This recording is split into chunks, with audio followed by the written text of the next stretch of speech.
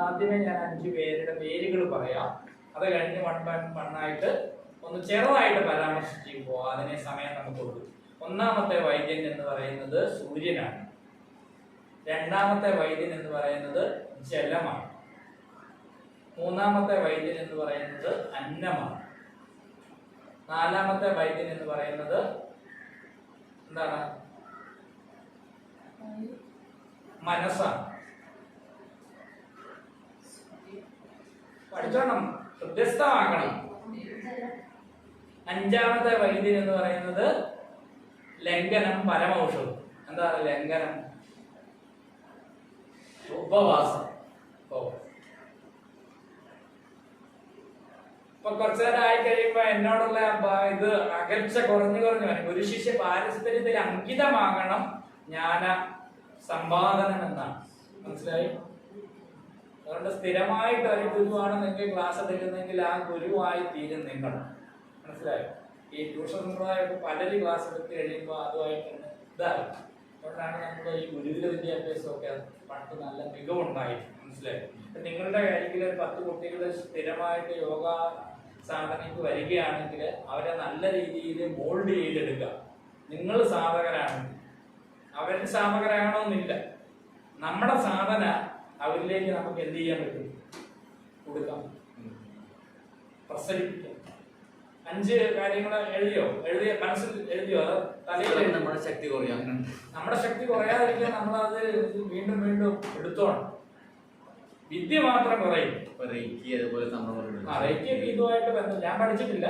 റേക്കിയൊക്കെ ഈ യോഗയോട് ബന്ധപ്പെട്ട് ഒരുപാട് ഈ യേശുദേവൻ നല്ലൊരു യോഗിയായിരുന്നു. കാരണം മനോബലമാണ്. നോക്കൂ, നമ്മുടെ മനസ്സില് രോഗഭയം ഉണ്ടായാൽ ആദിമൂലം വ്യാധി എന്നാണ്. അപ്പൊ മനസ്സിലേക്ക് രോഗഭയം വരാതിരിക്കാനായിട്ടുള്ള ഒരു ശക്തി അല്ലെ ഒരു പരിശീലനമാണ് നമുക്ക് വേണ്ടത്. അപ്പൊ ഇന്നിപ്പോ എവിടെ പോയെന്ന് പറഞ്ഞാൽ ഒരു പാലിയേറ്റീവ് കെയറിലൊക്കെ വർക്ക് ചെയ്ത് കഴിഞ്ഞാല് വലിയ പാടാണ്. പക്ഷെ അതുകൊണ്ട് നമുക്ക് നല്ല മനോബലം വർദ്ധിക്കുക. ഏറ്റവും മനോബലമുള്ളത് ഈ ആക്രിയൊക്കെ പെറുക്കാൻ നടക്കുന്ന ആൾക്കാരെ ശ്രദ്ധിച്ചിട്ടുണ്ടോ? ഉണ്ടോ?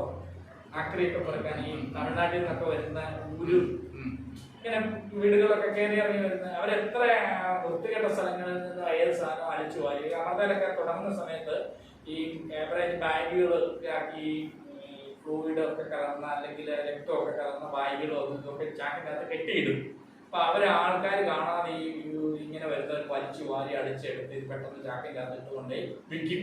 അപ്പൊ അവർക്ക് അവരുടെ മുമ്പിൽ ഇരിക്കുന്ന എന്താണ്? അത് കൊണ്ട് വിറ്റ് കഴിഞ്ഞാൽ അവർക്ക് 100 രൂപ കെട്ടിക്കഴിഞ്ഞാൽ അത് മാത്രമേ അവർക്ക് ഒരു ഇത്. അത് മാറാ രോഗമുള്ള ഒരു രോഗിയുടെ മേഘത്തിട്ടതാണെന്നും അല്ലെ അവരുടെ രക്തവും പഴുപ്പും ഒക്കെ ഉള്ളതാണെന്നൊന്നും അവർ ചിന്തിക്കുന്നില്ല. ഇത് അതെല്ലാം കൊണ്ട് റോഡിലിട്ട് കഴുകിക്കൊണ്ട് അവർ കൊണ്ട് കൊടുത്ത് കാശ് മേടിച്ച് 2 കുപ്പി മേടിച്ചടിച്ച് അവർ ഹാപ്പി ആയിട്ട് കിടന്നു. നേരെ മറിച്ച് ഹോസ്പിറ്റലിലുള്ളവർ ഇത്രയും നേരത്തിലുള്ള ഗ്ലൗസ് ഇട്ട് ഇവിടെ മാസ്ക് ഇട്ട് തൊപ്പിയിട്ട് വലിയ ഈ കൊറോണ സമയത്ത് ഇരുന്ന പോലെ വളരെ പേടിച്ചായതുകൊണ്ട് ഈ സാധനങ്ങള് ഇൻസ്റ്റിറ്റ്യൂട്ട് പ്ലാന്റിലൊക്കെ ഇടുന്നു. അപ്പൊ അവർക്ക് ഭയമുണ്ട്, മറ്റവർക്ക് ഭയമില്ല. അവർക്ക് ഒരു രോഗവും വരില്ല. അപ്പൊ നമ്മൾ ആദ്യം ഭയമില്ലാത്ത ഒരു ജീവിതം ആർജിക്കുക, ഒന്നിനെയും ഭയക്കാതിരിക്കുക. കുട്ടികൾക്ക് നമ്മൾ ക്ലാസ് എടുക്കുമ്പോൾ പറയാറുണ്ട്, പരീക്ഷയെ കുറിച്ച് നിങ്ങൾ നിർഭയരായിരിക്കുക. ഭീരുത്വമാണ് നിങ്ങളുടെ പ്രജ്ഞയെ നശിപ്പിക്കുന്നത്. നമ്മുടെ ഓർമ്മശക്തി നഷ്ടപ്പെടുന്ന ഒരു കാര്യം എന്ന് പറഞ്ഞാൽ ഭയക്കുമ്പോൾ ഉണ്ടാകുന്ന സംഭവം എന്താ? നമ്മുടെ ശരീരത്തിൽ ഉണ്ടാകുന്ന മാറ്റം എന്താ? ഭയത്തിൽ നിന്ന് നമുക്ക് പെട്ടെന്ന് പേടിയുണ്ടാകും, ശരീരം ചൂടാവുകയല്ലേ, കുറെ രാസമാറ്റങ്ങൾ നമ്മുടെ ശരീരത്തിൽ വരും. അപ്പൊ ആ ഭയമില്ലാത്ത ഒരു അവസ്ഥയിലാണ് നമ്മുടെ പ്രതിരോധ ശേഷി സുസജ്ജമായിരിക്കും, ശക്തമായിരിക്കും. നിങ്ങൾ നിർഭയരായിരിക്കും. എന്ത് പ്രശ്നം വന്നാലും പണ്ടുള്ളവരുടെ പാലം കുലുങ്ങിയാലും കേളം കുലുങ്ങില്ല. ഇങ്ങനെയുള്ള ഒരു അവസ്ഥ, അതിനാണ് നിശ്ചലാവസ്ഥ, പാറ പോലെ ഇരിക്കുക അവസ്ഥ. അതിനാണ് യോഗക്കാരെന്ത് പറയുന്നത്? അത് നല്ല ധ്യാനാവസ്ഥ. ഒരനക്കവും ഇല്ല, ഒരു പാറ പോലെ. വീട്ടിലുള്ള ചില അമ്മമാരൊക്കെ പോലും ഇതിനോടൊന്നും ഒരു കാര്യവും പറഞ്ഞിട്ട് കാര്യമില്ല, ഒരു പ്രതികരണശേഷി ഇല്ലാത്തവരായിട്ടിരിക്കും. അത് ചില ഗുണങ്ങളുണ്ട്. ആസനങ്ങളൊക്കെ ചെയ്ത് മറിച്ച് ശരീരമെല്ലാം ഇളകി മറിച്ചതിന് ശേഷം അതിന്റെ ഒരു വിപരീത ആക്ഷനാണ് ഒരു നിശ്ചലാവസ്ഥ. അത് ഓടി മടുത്ത് കഴിഞ്ഞ് തളർന്ന് കിടന്നുറങ്ങുകയും എന്ന് പറയുന്ന പോലെയുള്ള ഒരു അവസ്ഥയാണ് ഈ ധ്യാനാത്മകത എന്ന് പറയുന്നത്. പടി 6 കടന്നു കഴിയുമ്പോഴാണ് ആ ധ്യാനാത്മകത നമ്മളിലേക്ക് വന്നു ചേരുന്നത്. അതും കഴിഞ്ഞാണ് ഉയർന്ന ബോധതലത്തിലേക്ക് എത്തപ്പെടുന്നത്, ഇത് സമാധി അവസ്ഥ. അപ്പോഴങ്ങനെ ഭയമില്ലാത്തവരായി തീരാനായിട്ട് ശ്രമിക്കുക. ഏത് ഭയമില്ലാതെ വരണമെങ്കിൽ എന്തായിരിക്കണം? നമ്മൾ പെർഫെക്റ്റ് ആയിരിക്കണം. മനസ്സിലായി? ആരെയും ഭയക്കേണ്ട കാര്യമില്ല. വിധേയത്വമാകാം, വിനയമാകാം, പക്ഷെ ധീരത്വം, ഭയം നമ്മുടെ ജീവിതത്തിൽ ഒരിക്കലും ഉണ്ടാകും. നിർഭയനായിരിക്കുക.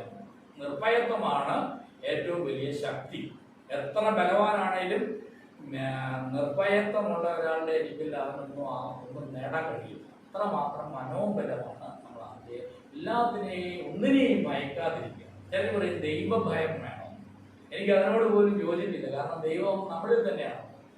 നമ്മളെ സ്നേഹിക്കുകയാണ് വേണ്ടത്, ദൈവത്തെ ഭയക്കുകയല്ല വേണ്ടത്. കാരണം ഭയം എന്ന് പറയുന്നത് നമ്മൾ പെർഫെക്റ്റ് അല്ലാതെ ഇരിക്കുമ്പോഴാണ് നമുക്ക് ഉണ്ടാകുന്നത്. പിന്നെ വേറെ ചില കാര്യങ്ങളുണ്ട്, സ്പെഷ്യൽസ് ഉണ്ട്. നമുക്ക് പ്രകൃതി ക്ഷോഭങ്ങളൊക്കെ ഉണ്ടാകുമ്പോൾ ഞാൻ നിർഭയനാണെന്ന് പറഞ്ഞ് അത് നമ്മൾ വിവേകത്തിലൂടെയാണ് തിരിച്ചറിയേണ്ടത്. ഒരു കാര്യം പറയുമ്പോൾ ഒരു സ്റ്റേറ്റ്മെന്റ് കണ്ടു കഴിഞ്ഞാൽ അതിനെ നമ്മൾ വിവേചിച്ചറിയാനായിട്ടുള്ള കാര്യഗ്രാഹക ശേഷി നമുക്കുണ്ടായി. അതിനാണ് മനനം ചെയ്യുക. ഓക്കെ, അപ്പൊ പ്രകൃതിയുടെ 5 വൈദ്യന്മാരെ ഉപാസിച്ചു കഴിഞ്ഞാൽ നമ്മുടെ ജീവിതത്തിൽ ഉണ്ടാകുന്ന എല്ലാ ആരോഗ്യകരമായ പ്രശ്നങ്ങളെയും വളരെ ലളിതമായ രീതിയിൽ പണച്ചെലവില്ലാതെ നമുക്ക് പരിഹരിക്കുവാൻ കഴിയും. ഒന്നാമത്തെ വൈദ്യന് ആദിത്യനാണ്, അല്ലെ സൂര്യനാണ്. സൂര്യപ്രകാശം നമുക്കിപ്പോ നമ്മുടെ ഏറ്റവും വലിയൊരു അനുകൂലത എന്ന് പറയുന്നത് ഈ സൂര്യപ്രകാശം.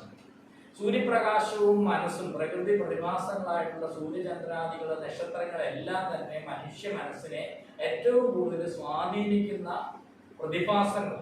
അതുകൊണ്ടാണ് പ്രാഗ്വൈദിക കാലത്തില് മനുഷ്യർ പ്രപഞ്ച ശക്തികളെ ഈശ്വരനായിട്ട് ആരാധിച്ചു പോകുന്നത്. സൂര്യോപാസന, ചന്ദ്രോപാസന എന്നൊക്കെ പറയും. അപ്പൊ സൂര്യൻ എന്ന് പറയുന്നത് പുരുഷ പ്രധാനമാണ്. സൂര്യനാടി നമ്മൾ യോഗയിൽ പഠിച്ചോ? സൂര്യനാടി, ചന്ദ്രനാടി. സൂര്യനാടി എന്ന് പറയുന്നത് പുരുഷ പ്രധാനവും ചന്ദ്രനാടി എന്ന് പറയുന്നത് സ്ത്രീ ശൈത്യഗുണവും ഉഷ്ണഗുണവുമാണ്. 2 ഗുണങ്ങളാണ്. അപ്പോൾ ഈ സൂര്യപ്രകാശം ആണ് നമ്മുടെ എല്ലാവരുടെയും നിലനിൽപ്പിന് ആധാരമായി. ഇന്റേണലായിട്ട് സൂര്യാംശ കിരണങ്ങളാണ് നമുക്ക് ആഹാരമായി തീരുന്നത്. സൂര്യപ്രകാശത്തിൽ നിന്ന് സസ്യങ്ങൾ ആഹാരം, ഇലയിലൂടെ ഫോട്ടോസിന്തസിസ് പ്രോസസ്സിംഗ് നടന്നതിന് ശേഷം അവ ആഹാരം സ്വയം വളർന്ന് 40% ഭൂമിയെ പോഷിപ്പിക്കാൻ കൊടുക്കും. അതാണ് നമ്മൾ ഈ സസ്യജാലങ്ങളോടൊക്കെ ഏത് ചെടി കാണുമ്പോഴൊന്ന് ആദരിച്ച് ഒന്ന് തൊട്ട് നമസ്കരിച്ച്, നമ്മുടെ പേരിലുള്ള നക്ഷത്രവൃക്ഷം ഉണ്ടെങ്കിൽ അതിനെ ഒന്ന് നട്ട് പരിപാലിച്ച്. കാരണം ഈ പ്രപഞ്ചത്തിൽ നിലനിൽപ്പിന് മനുഷ്യൻ ആവശ്യമായ ഒരു ഘടകമേ അല്ല. ഈ ഭൂമി, ഈ പ്രകൃതി, ഈ പ്രപഞ്ചം, ഈ അണ്ടഘടാകം നിലനിന്ന് പോകണമെങ്കിൽ മനുഷ്യൻ എന്ന ജീവി ഇവിടെ അത്യന്താപേക്ഷിതമല്ല എന്ന തിരിച്ചറിവ് നമുക്കുണ്ടാകും. നേരെ മറിച്ച് ഈ മനുഷ്യൻ നിലനിൽക്കണമെങ്കിൽ ആര് വേണം? ഈ ചെടികൾ വേണം. കിട്ടിയോ? അപ്പൊ അങ്ങനെ ഒരു തിരിച്ചറിവ് നമുക്ക് ഉണ്ടായെങ്കിലേ നമുക്ക് എന്തുണ്ടാവുള്ളൂ? എന്തുണ്ടാവുള്ളൂ? താഴ്മ ഉണ്ടാവുള്ളൂ, അല്ലെ വിനയം ഉണ്ടാവുള്ളൂ, അഹങ്കാരം ഇല്ലാതിരിക്കുകയുള്ളൂ. അപ്പൊ ഈ ഓരോ സസ്യലതാദികളും തന്റെ ആവശ്യത്തിന് വേണ്ടി, അല്ലെ അവരുടെ ആവശ്യത്തിന് വേണ്ടി, അവരുടെ പോഷണത്തിന് വേണ്ടി, അവരുടെ ഫല ഉൽപാദനത്തിന് വേണ്ടി, അവയുടെ വംശവർദ്ധനവിന് വേണ്ടി 60% ഊർജത്തെ സ്വന്തം രീതിയിൽ വിനിയോഗിക്കുമ്പോൾ 40% മണ്ണിനെ പോഷിപ്പിക്കാൻ കൊടുക്കുകയും. മനുഷ്യർ എത്ര ശതമാനം കൊടുക്കാനാണ് പറയുന്നത്? കേട്ടിട്ടില്ലേ? പള്ളിയിൽ എത്ര ശതമാനം കൊടുക്കാനാ പറയുന്നത്? ദശാംശം കൊടുക്കുമെന്ന് കേട്ടിട്ടുണ്ടോ? ഇല്ലേ? 10% മനുഷ്യന് കൊടുക്കുന്നത്. സക്കാത്ത് കൊടുക്കുന്നതൊക്കെ 10%. സമ്പാദിക്കുന്നതിന്റെ 10%. സനാതന ധർമ്മത്തിലാണെങ്കിൽ യഥാശക്തി കാണിക്ക ഇറപ്പിക്കാം. എന്നാൽ 10%. ഈ 40% ആര് കൊടുക്കുന്നത്? വൃക്ഷലതാദികൾ മണ്ണിനെ ഫെർട്ടൈലാക്കാനായിട്ട് കൊടുക്കും. അപ്പൊ അങ്ങനെ നമ്മുടെ നിത്യജീവിതത്തിന് ആവശ്യമായ പ്രാണൻ, നല്ല പ്രാണോർജ്ജത പ്രദാനം ചെയ്യുന്ന ആരാണ്? ചെടികൾ. അപ്പൊ നമ്മുടെ നിലനിൽപ്പിന് ആധാരം ആരാണ്? അപ്പൊ അവയെ കണ്ടൊന്ന് നമസ്കരിച്ചാൽ എന്തെങ്കിലും കുറവ് വരുമോ? അവയെ നട്ടു പരിപാലിച്ചുള്ള വെള്ളം ഒഴിച്ചു കൊടുത്താൽ നമുക്ക് എന്താണ്? അതുകൊണ്ടാണ് പ്രകൃതി രക്ഷിത യഷിതഹ എന്നൊക്കെ പറയുന്നു കണ്ടോളൂ. പ്രകൃതിയെ നമ്മൾ നശിപ്പിക്കാതിരുന്നാൽ തീർച്ചയായിട്ടും പ്രകൃതി നമ്മളെ സംരക്ഷിക്കും. അമ്മ പ്രകൃതി എന്ന് പറയുന്നത് മാതൃഭാവമാണ്. മനസ്സിലായോ? സ്ത്രീലിംഗ പുല്ലിംഗ ഭേദമന്യേ മാതൃഭാവത്തിൽ സദാ സർവദാ പരിലസിക്കുന്ന ഒരു ഭാവാത്മകതയാണ് പ്രകൃതി. അപ്പൊ ആ പ്രകൃതിയിൽ നമ്മൾ കഴിക്കുന്ന എല്ലാ വസ്തുക്കളും സൂര്യപ്രകാശം തന്നെയാണ്. സസ്യങ്ങളിലൂടെ ഇതിന് മുമ്പ് ഞാൻ അന്നത്തെ കുറിച്ച് പറഞ്ഞില്ലേ. അപ്പൊ ഈ സസ്യങ്ങള് ആഹരിച്ച് നമ്മള് അല്ല മൃഗങ്ങളൊക്കെ ജീവിക്കുന്നു. ആ നമ്മളുടെ കാഷ്ടം എന്തായിത്തീരുന്നു, അവയ്ക്ക് വളമായിത്തീരുന്നു. ഇങ്ങനെ സർക്കിളായിട്ട് ഇങ്ങനെ പോവുക. ഇതിന്റെ എല്ലാം കാരണഭൂതൻ എന്ന് പറയുന്നത് ആരാണ്? സൂര്യന്. അതുകൊണ്ടാണ് സൂര്യനെ പോഷാവ് അല്ല പൂഷാവ് എന്നൊക്കെ പറയുന്നത്. എല്ലാത്തിനെയും പോഷിപ്പിക്കുന്നവൻ ആരോ അവനാണ് പോഷാവ്, സവിതാവ്. സൂര്യഗായത്രി മന്ത്രമൊക്കെ പഠിച്ചോ? ചൊല്ലാറുണ്ടോ?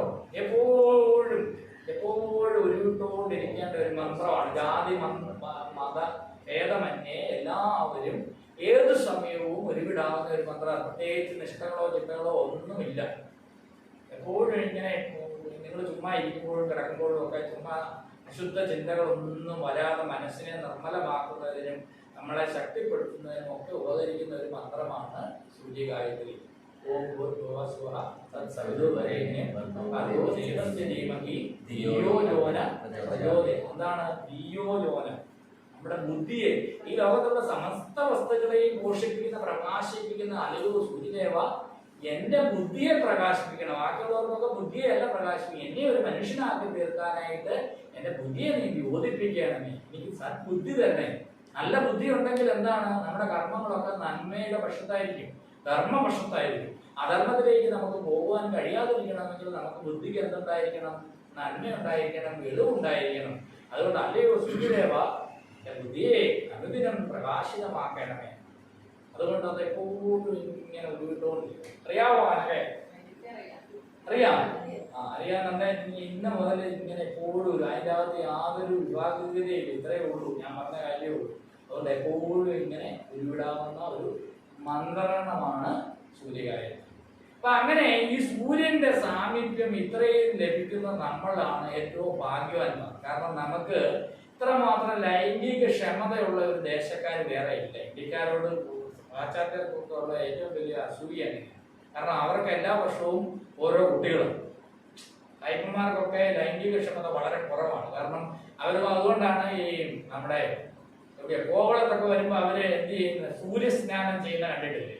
കാരണം നമുക്ക് ഈ എന്നും സൗജന്യമായിട്ട് സൂര്യപ്രകാശം ലഭിക്കുന്നതുകൊണ്ട് ഇതിന്റെ മഹത്വം അറിയില്ല. നാളെ മുതൽ നിങ്ങൾ ഈ നാട്ടിൽ ജനിച്ചതിന് എപ്പോഴും കൃതജ്ഞതയോടുകൂടി പൂർവ്വസൂര്യകളെ നമസ്കരിക്കുക. കാരണം സൂര്യൻ ഇല്ലാത്ത ഒരു ദിവസം നമുക്ക് വളരെ കുറവാണ്. അങ്ങനെയുള്ള നമ്മൾ എല്ലാ ദിവസവും രാവിലെ ഈ വെള്ള വസ്ത്രങ്ങളൊക്കെ ധരിച്ച് ഒരു അരമണിക്കൂറെങ്കിലും സൂര്യസ്നാനം ചെയ്തിരിക്കണം. നാളെ മുതൽ നിങ്ങളുടെ ദിനചര്യപ്പെടുത്തേണ്ട കാര്യമാണ് പറയുന്നത്. സൂര്യസ്നാനം നിർബന്ധമാക്കണം. ഓക്കെ, അത് ചെയ്യുമ്പോൾ വെള്ള വസ്ത്രങ്ങളാണ് ഉത്തമം. പിന്നെ സൂര്യപ്രകാശം നമ്മളുടെ അണുക്കളെല്ലാം, നമ്മുടെ ശരീരത്തിലെ രോഗാണുക്കളെ എല്ലാം നശിപ്പിക്കാൻ അത്ര അണുനാശക ശക്തിയുള്ളതാണ്. അതുകൊണ്ട് സൂര്യപ്രകാശം, പിന്നെ പുലർച്ചെയുള്ള സൂര്യരശ്മികളിൽ ഇൻഫ്രാറെഡ് കിരണങ്ങൾ ഉണ്ടാവില്ല. അപ്പൊ അത് കണ്ണു തുറന്ന് നമുക്ക് സൂര്യ ഉപാസന നടത്താൻ പറ്റും. നമ്മുടെ കീരാജിയെ കുളംസാർ വന്നായിരുന്നു. ഭക്ഷണം കഴിക്കാതെ 400 ദിവസങ്ങള് ഒഴുകാറില്ലേ? കീരാരിട്ടം മരിച്ചുപോയി. കോഴിക്കോടുള്ള നമ്മുടെ യൂണിവേഴ്സിറ്റി കൊടുത്തായിരുന്നു. അപ്പൊ അങ്ങനെ കുറെ അറിവുകളുണ്ട്. അപ്പൊ ഈ സൂര്യ ഉപാസന നമ്മുടെ ജീവിതത്തിൽ ഏറ്റവും പ്രധാനപ്പെട്ടതാണ്. പ്രത്യേകിച്ച് സ്ത്രീകൾക്ക് ചൊവ്വ ബുധൻ ദിവസങ്ങളിൽ, അല്ല ചൊവ്വ വെള്ളി ദിവസങ്ങളിൽ എന്ത് ചെയ്യണം?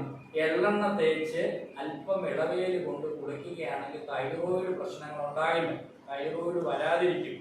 സ്ത്രീകൾക്ക് ഉണ്ടാകുന്ന പല രോഗങ്ങൾക്കും ഒരു ഉത്തമ പരിഹാരമാണ് നല്ല ശുദ്ധമായ എള്ളെണ്ണ തേച്ച് ഉള്ള സ്നാനം. അത് ചൊവ്വ വെള്ളി ദിവസങ്ങളിലാണ് ഉത്തമം. പുരുഷന്മാരാണെങ്കിൽ ബുധൻ ശനി.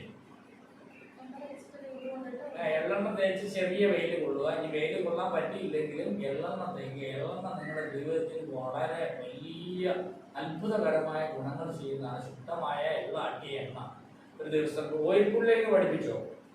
കൊടുത്തായിരുന്നു.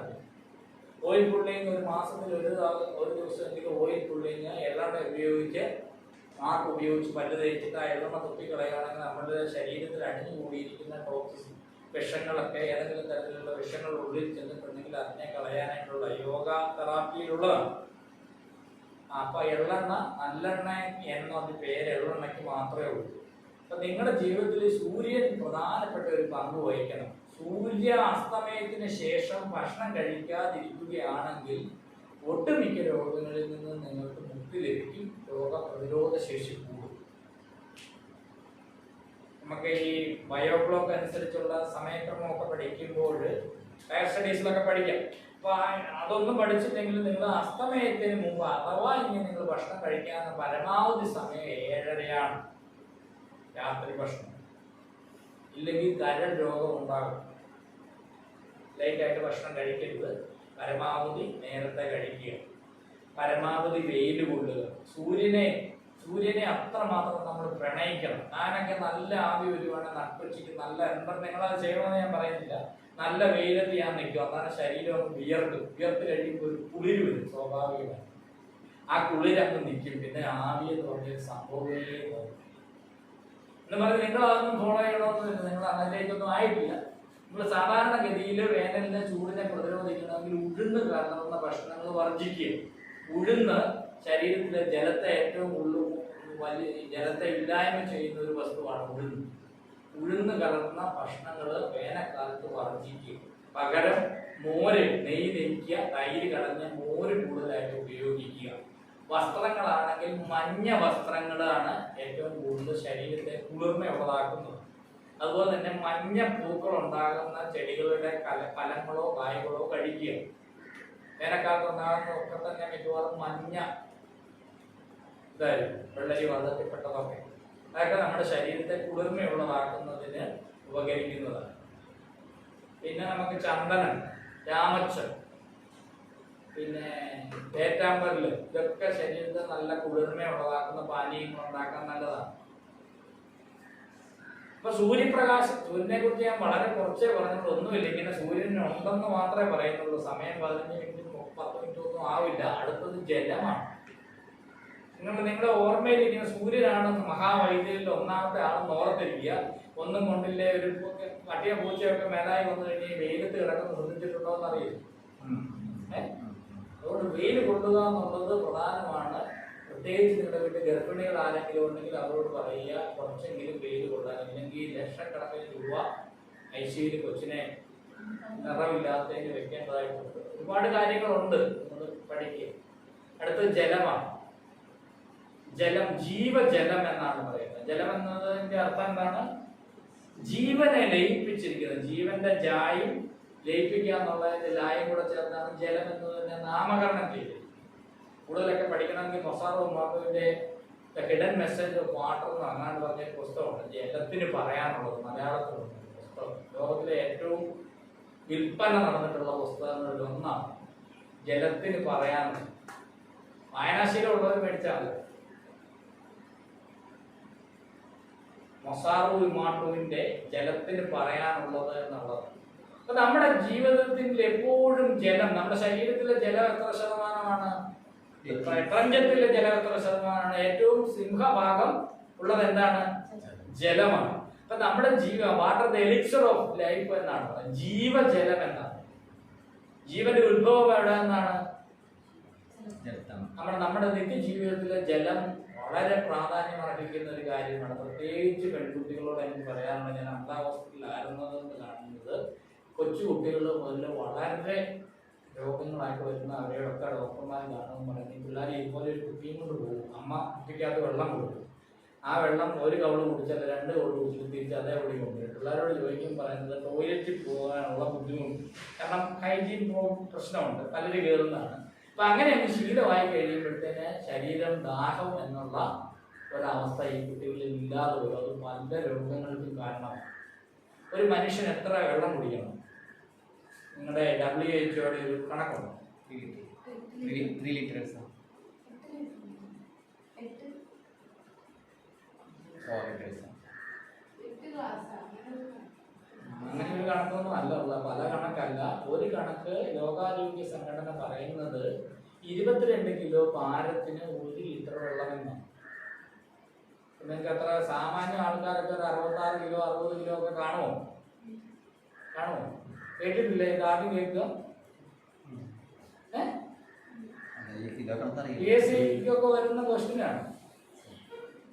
20 കിലോയ്ക്ക് 22 കിലോ or 1 ലിറ്റർ. അതുപോലെ തന്നെ നിങ്ങൾ രാവിലെ എണീക്കുമ്പോൾ കുപ്പിക്കകത്ത് അടച്ചു വെച്ച വെള്ളം നമ്മൾ പണിയെടുത്ത്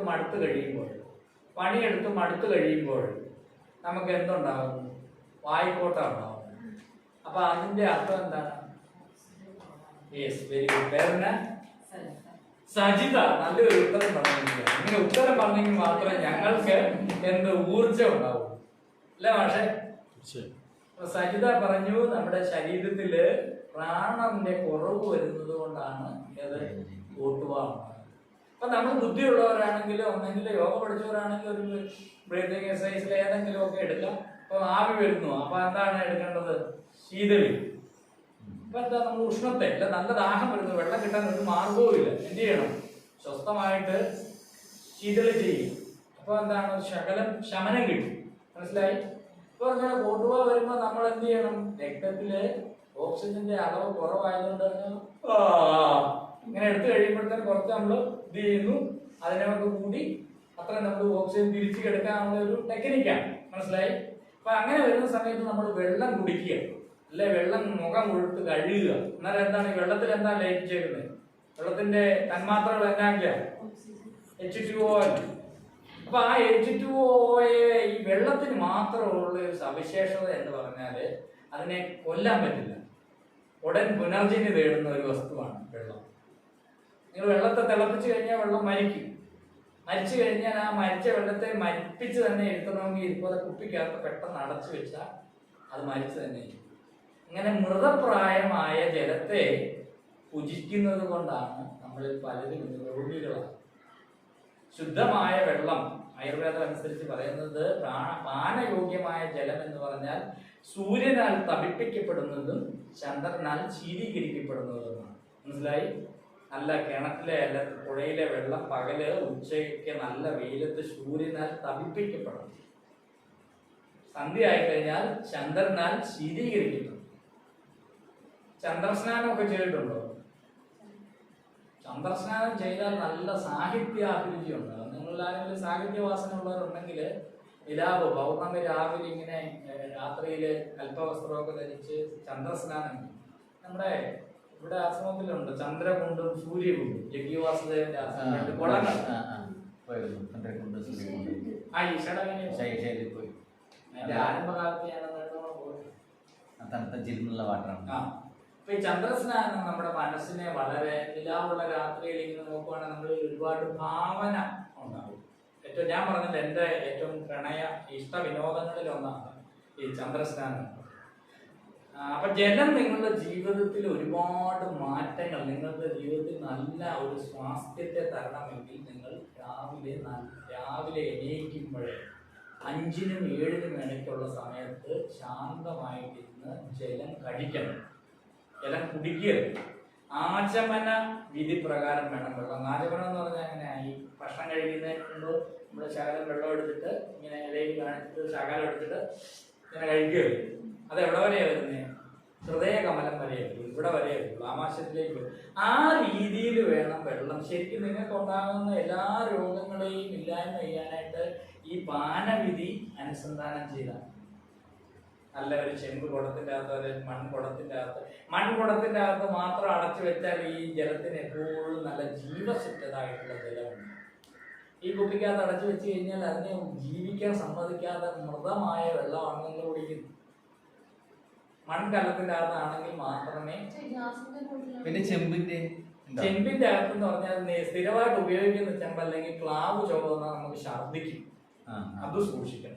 ക്ലാവ് പോലെ അല്ലെ വെള്ളത്തീയം വെച്ച് ചെമ്പ് പൂശുവാണെങ്കിൽ ഈ ഇത് നല്ലതാണ്. ആ ചെമ്പിന്റെ ഡെഫിഷ്യൻസി കുറയാൻ വേണ്ടിയാണ് വീടിന്റെ പരിസരത്തെല്ലാം ചെമ്പരത്തി കൊണ്ട് വേലി കെട്ടുന്നത്. ചെമ്പരത്തി എന്ന് പറഞ്ഞാൽ എന്താണ്? ചെമ്പിനെ, കോപ്പറിനെ പരത്തുന്നതെന്തോ അതാണ് ചെമ്പരത്തി. പിന്നെ ഈ ചെമ്പരത്തിപ്പൂ നമ്മള് ചെവിയിൽ വെക്കുന്നത് കണ്ടിട്ടില്ലേ?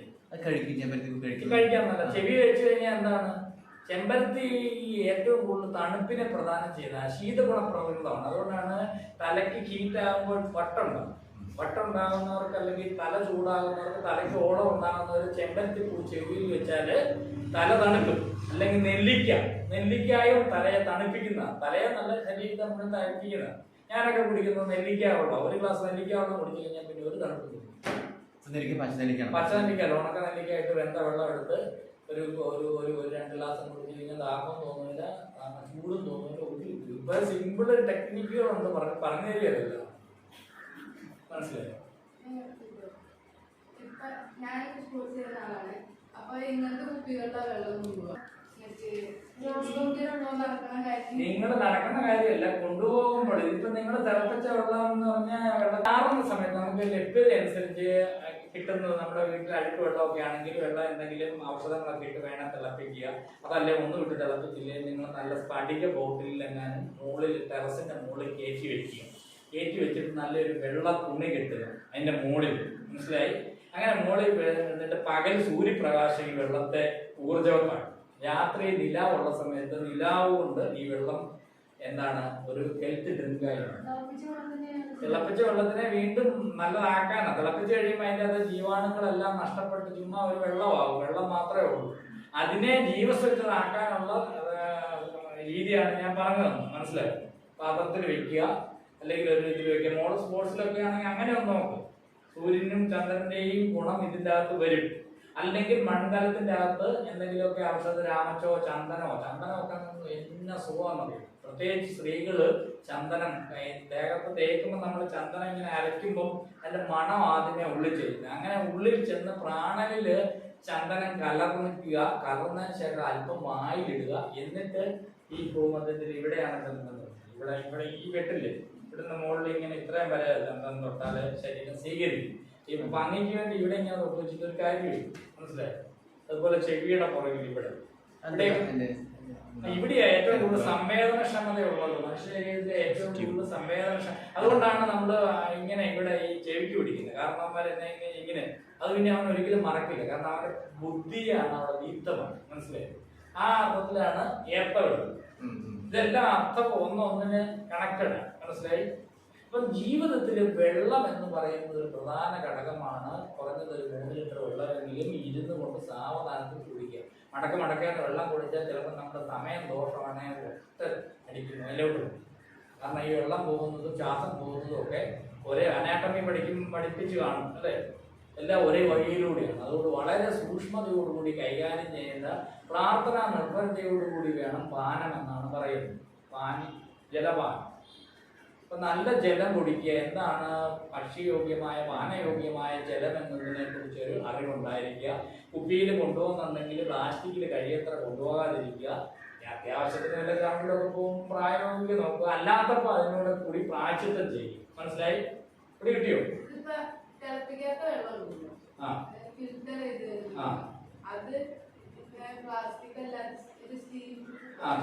അതൊക്കെ കോച്ചിങ്ങിനൊക്കെ പോകുമ്പോൾ അങ്ങനെയൊക്കെ പ്രായോഗികതയും കൂടെ നോക്കുക. അത് കഴിഞ്ഞ് വീട്ടിൽ വന്നിരുന്ന് ഫ്രീ ആയിട്ടുള്ള സമയത്ത് നമ്മൾ ഇങ്ങനെ പ്രകൃതിയുടെ അനുകൂലതയെ നമ്മളാവും വിധം നുകരുവാനായിട്ട് ശ്രദ്ധിക്കുക. അതിന് ആദ്യം വേണ്ടത് ഇതിനൊരു അറിവാണ്, തിരിച്ചറിവ്. ഓക്കെ, അങ്ങനെ വന്നു കഴിയുമ്പോൾ നമുക്ക് നല്ല ഹെൽത്ത്, ടയേർഡ് ആകരുത്. അതിന് ഏറ്റവും പ്രധാനം നല്ല പ്രാണോർജം. നല്ല പ്രാണോർജം ലഭിക്കുന്ന സ്ഥലത്ത് കൂടുതൽ സമയം ചെലവഴിക്കുക. നന്നായിട്ട് വെള്ളം കുടിക്കുക. നന്നായിട്ട് വെള്ളം കുടിക്കുമ്പോൾ തന്നെ ശരീരത്തിലെ ഒരുപാട് മാലിന്യങ്ങൾ പുറത്തു പോകും. രസം, രക്തം, മാംസം, മേധസ്, അസ്ഥി, മജ്ജ, ബീജം. ഇങ്ങനെയാണ് സപ്തധാതുക്കളുടെ ചംക്രമണം നടക്കുന്നത്. ഇതിന് 41 ദിവസമാണ് ആവശ്യം. മനസ്സിലായി? ആ 41 ദിവസമാണ്, അല്ല 48 ദിവസമാണ് ഒരു മണ്ഡലം എന്ന് പറയുന്നത്. 41 ഇവിടെ നമ്മുടെ നാട്ടിലെ സിദ്ധ പാരമ്പര്യത്തിൽ 48 ദിവസമാണ്. ശരിക്കും 48ആണ് വരുന്നത്. 41 ദിവസം കൊണ്ടാണ് ഈ ഒരു സർക്കിൾ പൂർത്തിയായത്. അതുകൊണ്ട് 48 ദിവസം മുന്നൊരുക്കം ഉണ്ടെങ്കിൽ മാത്രമേ നമുക്കൊരു കുട്ടിയെ ഉണ്ടാക്കാൻ പറ്റൂ. ഇപ്പൊ ഞാൻ പറഞ്ഞില്ലേ കുട്ടിയെ ഉണ്ടാക്കിയത്. അപ്പൊ ആ ഒരു മുന്നൊരുക്കം ഒരു മണ്ഡലകാലം നമ്മൾ തപസ് അനുഷ്ഠിക്കും. എന്നിട്ട് വേണം ഇന്ന് കഴിക്കുന്ന ആഹാരം ഇന്നേക്ക് 41ാമത്തെ ദിവസമാണ് ബീജാണ്ടങ്ങളായി തീരുന്നത്, ഇതിന്റെ അവസാനത്തെ പ്രോസസ്സ്. അപ്പൊ ഇന്ന് നമ്മൾ കഴിക്കുന്ന ആഹാരം, രസം, രൂപം, ഗന്ധം, ശബ്ദം, സ്പർശം എല്ലാം 41ാമത്തെ ദിവസം നമ്മളിൽ നിന്ന് പുറത്തേക്ക് സർജനം ചെയ്യപ്പെടുന്ന ബീജാണ്ടങ്ങളുടെ ഗുണങ്ങളായി തീരും. ഇന്നത്തെ കാഴ്ച, ഇന്നത്തെ കേൾവി, ഇന്ന് നമ്മൾ പോത്തും പോട്ടിയാണ് കഴിച്ചെങ്കിൽ അതിനനുസരിച്ചുള്ള കുട്ടിയെ ഉണ്ടാവുള്ളൂ. പറഞ്ഞിട്ട് കാര്യം മനസ്സിലായോ? അപ്പൊ അങ്ങനെ കുറെ കാര്യങ്ങളുണ്ട്. അപ്പൊ നല്ല വെള്ളം കുടിച്ചാൽ തന്നെ നമ്മുടെ ജീവിതത്തിൽ പ്രശ്നം പോകും. ആ വെള്ളം പ്രധാനമായിട്ട് കുടിക്കേണ്ട സമയം എന്ന് പറഞ്ഞാൽ രാവിലെ 1-2 ഗ്ലാസ് വെള്ളം കുടിക്കുക. അതുപോലെ തന്നെ കുളിക്കുന്നതിന് മുമ്പ് വായിൽ വെള്ളം ഒഴിക്കുന്ന ശീലമുണ്ടോ? കവിളിൽ വെള്ളം കൊള്ളുക. നിങ്ങളിപ്പോൾ വേറെ എവിടെയെങ്കിലും ഒരു ദേശത്തേക്ക് പോവുക, പാലക്കാട് നിന്ന് മലപ്പുറത്ത് നിന്ന് ഇങ്ങോട്ട് വരുന്നു, ഇവിടുത്തെ കാലാവസ്ഥയായിട്ട് നമുക്കൊന്ന് തിങ്ക് ആകുന്നത് ആയില്ലെങ്കിൽ നമ്മൾ ആദ്യമേ കുളിക്കും. നാളെ മുതൽ കുളിക്കുന്നതിന് മുമ്പായിട്ട് ആ കുളിക്കുന്ന വെള്ളം ഒരു കവിള് വായി കൊള്ളുക. കുളി കഴിഞ്ഞ് തോർത്തി എല്ലാം കഴിഞ്ഞിട്ട് അത് കുളിക്കളയും. ഇത് നിങ്ങളുടെ പ്രതിരോധശേഷിയെ കൂട്ടുവാനും നിങ്ങൾക്ക് ജലദോഷം പോലെയുള്ള വ്യാധികളിൽ നിന്ന് മുക്തമാകാനും ഉപകരിക്കും. ഓക്കെ, വെള്ളം കുടിക്കുന്നത് രാവിലെ കുടിക്കുക. അതുപോലെ തന്നെ ഏറ്റവും കൂടുതൽ വെള്ളം കുടിക്കേണ്ട സമയം ഉച്ച കഴിഞ്ഞ് 3 മണി, 3 to 5. അത് ജൈവ ഘടികാരം അനുസരിച്ച് ഈ ബ്ലാഡറിന്റെ സമയമാണ് 3 to 5. 5 to 7 എന്ന് പറയുന്നത് കിഡ്നിയുടെ സമയമാണ്. അപ്പൊ ആ സമയത്തൊക്കെ നന്നായിട്ട് വെള്ളം കുടിച്ചു കഴിഞ്ഞാൽ കിഡ്നി രോഗങ്ങൾ ഉണ്ടാകാതിരിക്കാനായിട്ട് ഒരു പ്രിക്കോഷനാണ്. മനസ്സിലായി?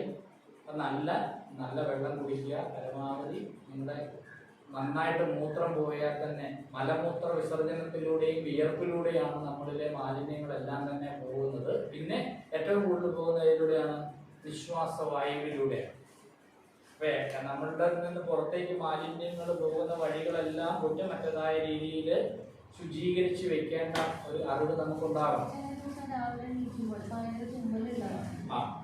മാലിന്യങ്ങള് നമ്മുടെ ഉള്ളിലുണ്ട് എന്ന് പറഞ്ഞാൽ റെസ്പിറേറ്ററി സിസ്റ്റവുമായിട്ട് ഏതെങ്കിലും തരത്തിൽ മാലിന്യങ്ങൾ ഉണ്ടെങ്കിൽ അതിനെ പുറന്തള്ളുവാനായിട്ട് ഇപ്പൊ പരമാവധി നമ്മുടെ തുമ്മലിനെ ഈ റെസ്പിറേറ്ററി സിസ്റ്റത്തിനെ നമുക്ക് സപ്പോർട്ട് ചെയ്യണമെങ്കിൽ വീട്ടിൽ എരിക്ക് വെച്ച് പിടിപ്പിക്കുക. എരിക്ക് എന്ന് പറഞ്ഞൊരു ചെടിയുണ്ട്. ആ എരിക്ക് ശ്വാസകോശത്തിന്റെ ഒരു നേച്ചറാണ്. എരിക്കിന്റെ കായ കണ്ടാൽ അറിയാമല്ലോ.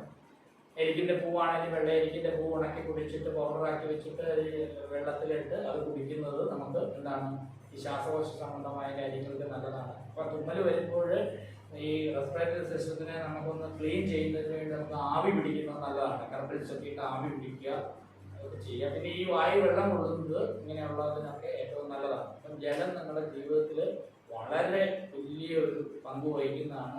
എത്ര ഗ്ലാസ് വെള്ളം കുടിക്കുന്നുണ്ട്? 50 കിലോ ഇല്ലേ? 60 കിലോ ഉണ്ട്. അപ്പൊ 3 ലിറ്റർ വെള്ളം എന്താണേലും കുടിക്കണം. ഓക്കെ, വെള്ളത്തെ കുറിച്ച് പറയാൻ ഒത്തിരി ഉണ്ട്.